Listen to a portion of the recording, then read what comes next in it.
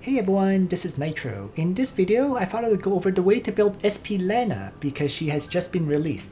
Her basic role in the game is as an AoE or single target damage dealer. This has not changed from before she got the SP class. The unique things about her is that first of all, she has 3,925 base hit points, and that's the highest of any mage yet. So she should be fairly tanky and difficult to kill. The second thing is that she can easily get over 273 skill. She starts off with 167 base skill, which is once again one of the highest of any mage yet. And this allows her to potentially block Omega, because Omega caps out at 546 skill. The interesting thing though is of course Omega can get Knowing Strike, which further increases skill by 1.3 times. But we'll see how it works out, because I actually think Lana can avoid getting the Ignore Guard strikes from Omega. The third part about her is that she can equip Redeemers now, which is what comes with her SP class, and these Redeemers will give her a revive chance if she has no debuffs. So potentially if you combo her with Rosenseal, if you combo her with Liana, who has the kind of Gospel effect, she could be a guaranteed reviver. The fourth thing is, she does need to run melee troops when using AoEs, so that's when you run Redeemers, because her talent will give her +1 skill span and +1 skill range when using melee troops in AoE spells. So for example, Heaven's Sanction turns into a 1 range, 6 targeting AoE, from 0 range, self-targeting, and 5 span AoE. And when she's using single target strike skills though, she does need to run ranged troops, because with ranged troops, she actually gets +1 range that way. So, and the +1 range will apply to the ranged soldiers as well this time around. So what that means is she will be able to attack at 3 range and have the soldiers guaranteed to participate. So ultimately, all of these things result in a Lana that is best built with specialized gear depending on how you're using her. Like, you might end up with 3 different sets of gear, and I'm going to go over those 3 sets or example sets with you in the following slides. So the first set of gear is a PvE single target set.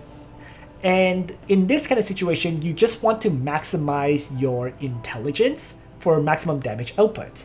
So what you're going to want is the usual Astaroth with Black Bride combo. You debuff the enemy before combat, then get +15% int. You're going to want a Charon, because as long as you're within 3 tiles of the enemy, the Charon can apply a 15% increased damage taken debuff on the target.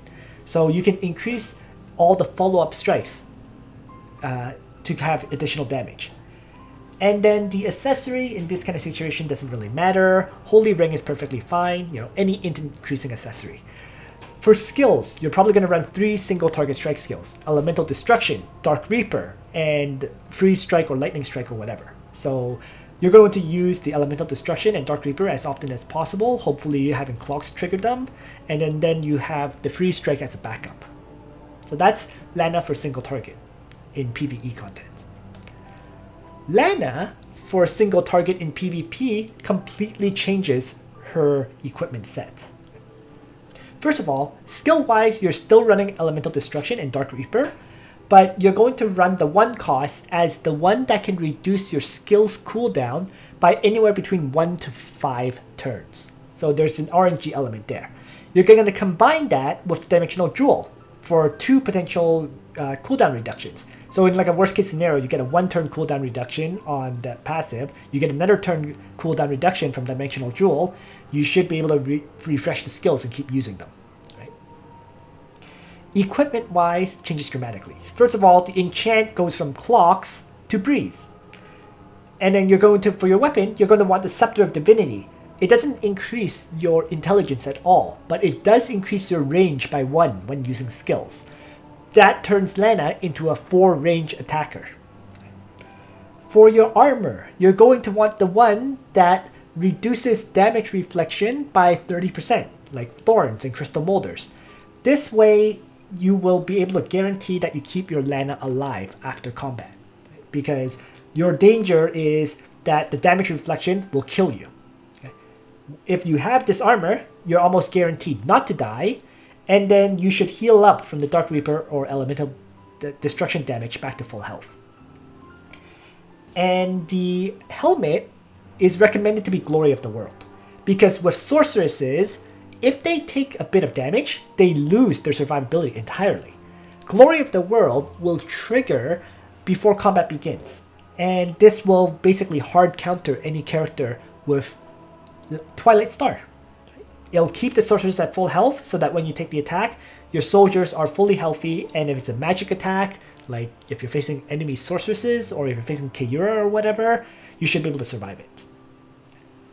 And I already mentioned the dimensional jewel reason, so I won't go over it again. So soldiers, once again, sorceresses for maximum damage output. And then equipment set number 3 is for a dedicated PvP AoE set. This set of gear is totally different, as you can see here. The equipment, the staff, becomes a miracle staff because that can apply debuffs and increases AoE damage by 15%. The armor will be a Tennyo's robe because potentially dispelling a buff from an enemy and also applying a debuff can be of great use in potentially surviving the enemy strike. Like if you dispel their attack buff and apply a damage reduction debuff, you're very, very good. Your helmet will be a Tennyo's headdress because that way you can buff up allied characters. You don't really need the Glory of the World in this case because you're running melee soldiers. And melee soldiers generally are tanky enough to survive any single target strike.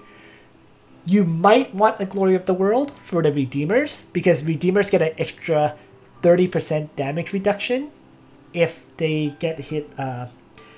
They get an extra 30% reduced damage taken if they're at full health. So Glory of the World is still viable, but is it absolutely necessary? I don't think so. Okay. But that one is up to you. And then the final piece of equipment, I have listed here a Holy Ring to avoid getting silenced, but you can use other pieces of equipment. In particular, the more offensive option is the Vidar's Rose. This will give you a 30% chance to dispel buffs from enemies. So very, very viable option there.